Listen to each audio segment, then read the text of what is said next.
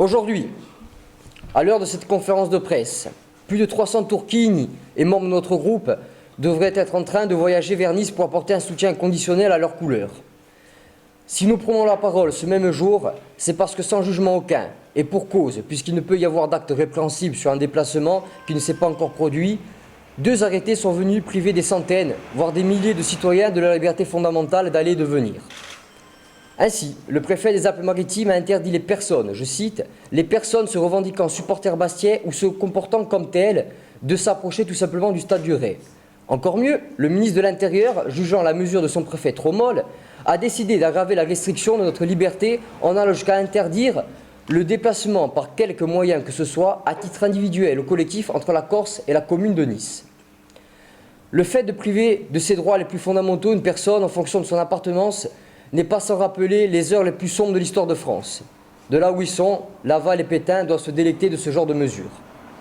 Pour notre part, nous refusons d'accepter cela sans rien dire, d'autant plus que les considérants de ces décisions sont d'un burlesque sans précédent. Ainsi, on apprend que donc le déplacement est interdit, entre autres parce que les autorités ne seraient en mesure de garantir notre propre sécurité. Donc on est obligé de s'interroger et de se poser la question en tant que citoyen de savoir pourquoi on paye des impôts. Nous ne pouvons que nous demander comment ces incompétents notoires, qui ne sont pas capables de gérer 300 Bastia à Nice, pourront gérer des milliers d'Anglais et de Polonais à l'aube de l'Euro 2016. On apprend également lors de cette interdiction que cette même interdiction se justifierait par des incidents survenus entre Niçois et Ajacciens il y a plus d'1 an. Nous sommes donc condamnés pour un fait que nous n'avons pas encore commis sur la base de faits commis auparavant par d'autres. Nous nageons là en plein surréalisme. Alors serait-il possible de voir des Parisiens interdits de déplacement sur la base de faits commis par des Marseillais? C'est la question que se pose encore une fois. La seule chose qui nous console, et on pourra toujours se dire que c'est arrêté, en différenciant pas Bastiais et Ajaccien, consacre implicitement donc la notion de peuple corse, d'autant plus quand on voit que Manuel Valls parle de diaspora. On regrettera tout de même que cela se fasse dans le sens de la répression. Enfin, comment ne pas évoquer la description partiale et mensongère des incidents contre Paris, alors même que le préfet de région de Haute-Corse a ouvert une enquête sur les attitudes des forces de l'ordre. Alors même que des élus de tous bords convergent pour dénoncer l'excès de zèle des autorités, ce soir-là, le ministre de l'Intérieur va une nouvelle fois stigmatiser les supporters du Sporting Club de Bastia. Garder le silence serait donc trop grave. Mais au-delà de notre cas de supporter, nous pensons que c'est le SC Bastia et le club corse qui sont visés. Ce soir, le Sporting jouera dans un stade hostile sans le soutien des siens, ce qui représente un handicap énorme. L'an dernier, nous étions plus de 1000 à Monaco. La sécurité monégasque n'a eu à déplorer aucun incident. Les hautes instances du football français en ont certainement déploré un, la victoire du SCB qui ce soir-là a pris irrémédiablement la route de la Ligue 1. Le football corse gêne et cela est une évidence. Le Gazélec privé de son titre sur tapis vert, la CA qui débute avec 2 points en moins et le Sporting qui commence sa saison avec un huis clos partiel dans son stade et une interdiction de se déplacer pour ses supporters. La liste des exemples pourrait être longue, très très longue quand on regarde les années passées bien entendu. Nos valeurs, notre refus de rentrer dans le moule aseptisé du football moderne tel qu'imposé par Frédéric Thiriez et ses sbires nous coûtent donc très cher. Mais à ces derniers, nous voudrions adresser un message. Chacune des injustices que nous subissons nous rend plus forts, nous encourage à continuer sur notre voie. Celle de la ferveur, de la passion, à l'opposé du Paris Saint-Germain des Qataris dont vous êtes devenus les laquais.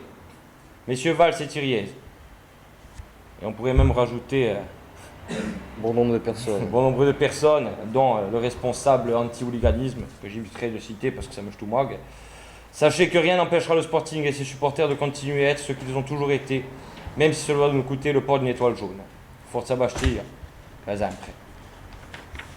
Voilà, donc on vient de vous présenter donc le texte du groupe, principal, organisateur du déplacement, d'un déplacement qui va être l'un des plus massifs pour la saison à venir.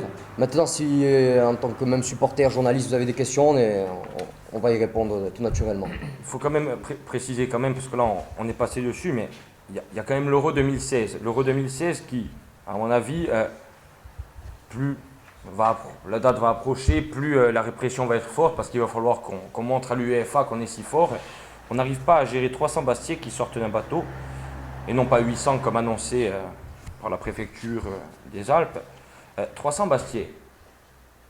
Quand ils vont arriver 3000 Polonais, 3000 Croates, 3000 Serbes, si on rencontre un scénario avec un match Serbie-Bosnie ou je ne sais trop quoi, ils font quoi ces gens-là? Ils annulent le match, ils annulent l'Euro, ils font quoi? Parce que c'est une vraie question à se poser. Hein.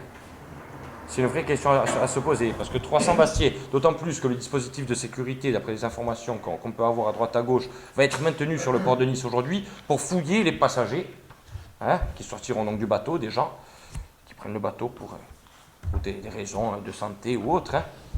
Le dispositif est maintenu. Donc on nous refuse aujourd'hui en disant que c'est dangereux, mais on maintient un dispositif.